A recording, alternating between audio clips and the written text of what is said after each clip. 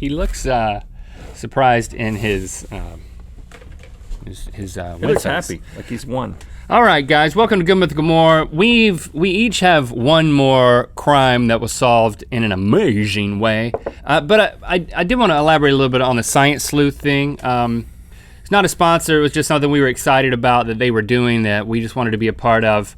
When you go to dosomething.org/campaigns/science-sleuth, you read about Science Sleuth, which basically they're addressing the problem. As they state it here, girls start out loving science just as much as boys, but by middle school, they're half as interested in stuff like test tubes and robots. What gives? So this contributes to the solution of continuing to foster interest, particularly amongst girls, to continue to like science. You know, Lily is, she loves science. It's your daughter. She's my daughter, and I'm like, you should love science. And you can use text.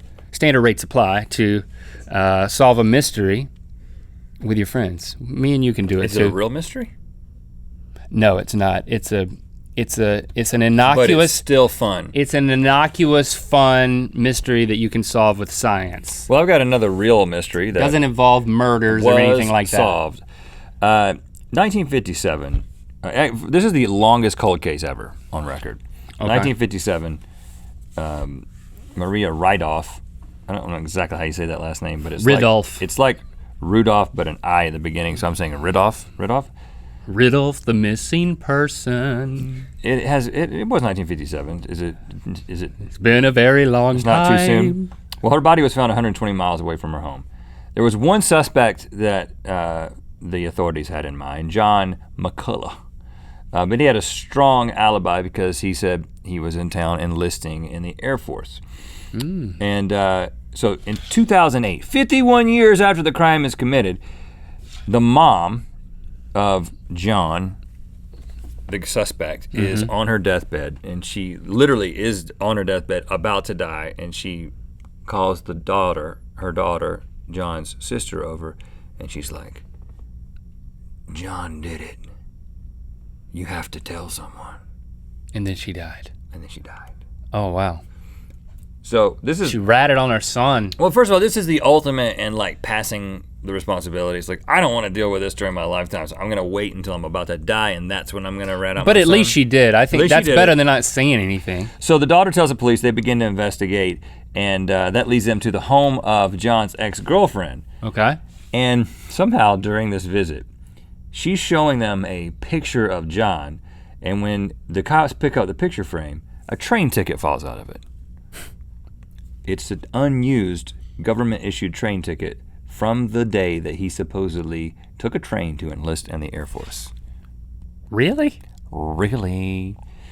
Sounds like something from like a bad movie. Well, like we've got to get this guy caught. Why didn't a picture just fall out of Well, it's not very exciting. A ticket fall out of the back of a picture. Yeah. It's crazy. Like horrible writing.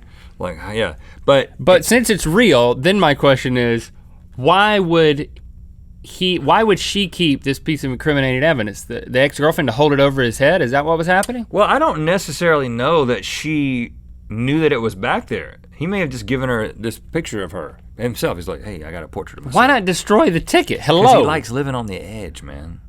He's like, I'm gonna leave this train ticket in this picture. I'm gonna give it to my girlfriend. It's like an arsonist. Just see what happens. Watching the place burn down. Yeah, he's got a little bit of a death wish. And 51 years later, he was charged with murder, and he was sentenced to life in prison.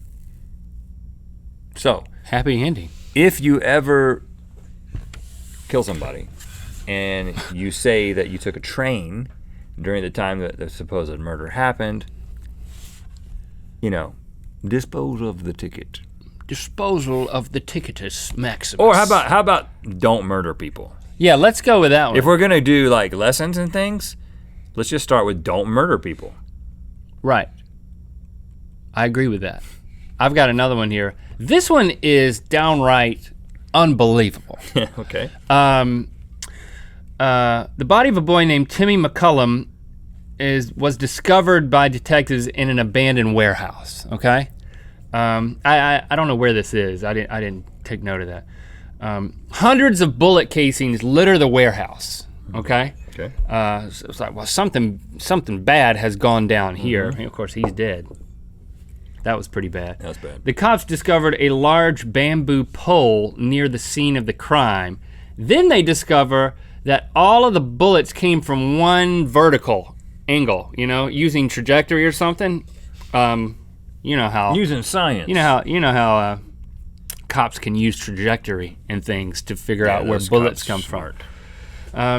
Through some light questioning, they discovered that a bunch of kids had been using a machine gun, yes, a machine gun, and the bamboo pole to play Russian roulette. So they had the machine gun on the pole, and then they would spin it around the pole, and then the kids would dodge the bullets. This is horrifying. This is North Dakota. Yeah, I forgot, because I made a note that this is what you do for fun in North Dakota. Right, yeah. Isolated. Basically, what happened was they pieced it all together that Timmy lost bamboo roulette. I mean, obviously. And it's horrible. what was it solved? Yes, it was solved in the last few minutes of that particular episode of CSI. It was just CSI. Man. The original, the one that I used to watch back in the day with Marge Hellberger or whatever her name older is. People. Yeah, so that wasn't even real. Aren't we glad? Aren't you relieved now? That there's not bamboo machine gun Russian roulette? Yeah, some jerk writer invented that. I got an idea. And then we always wanted to do. We ate it up on Thursday nights back in the early 90s. Did you watch? Late 90s. You watched that? Early 2000s. You watched that in college? I don't know when it was, but I watched it. No, it was the early 2000s. This is after college for me. What did you like about it? It always wrapped up, man. The bad news came early. But that's why the old dead. folks like it.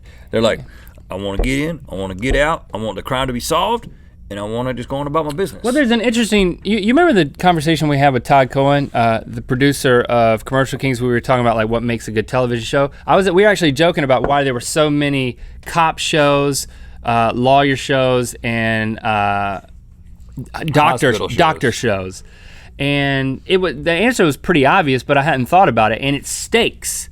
With each episode, you want to keep watching it because there's built-in stakes of, is this person going to get cured, or is this person going to get convicted? Are they going to find the killer, or are they going to convict the bad person or exonerate the good person? So at the end of each episode, you would, there was it's a template set up. Well, and that's why what jobs have continual new sources of conflict and things that need to be solved? Doctors and cops. And lawyers. And lawyers. They have cases. So that's why they're all over the dramas. But you could name a good drama that doesn't have lawyers, guns, and money in it. You could do one about a plumber. He's always dealing with stuff, Will he fix the leak? Yeah, it's like, find out after the commercial break. This toilet is running like crazy.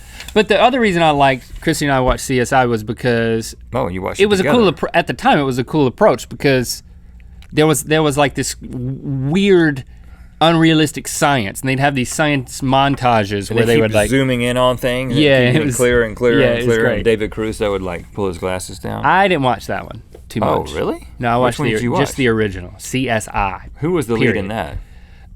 Marge, the redhead, and the crotchety dude with the glasses, and the dude with the mini fro, and the guy who looked like a jock, and then the girl who wanted to date the jock, or vice versa. I can't remember.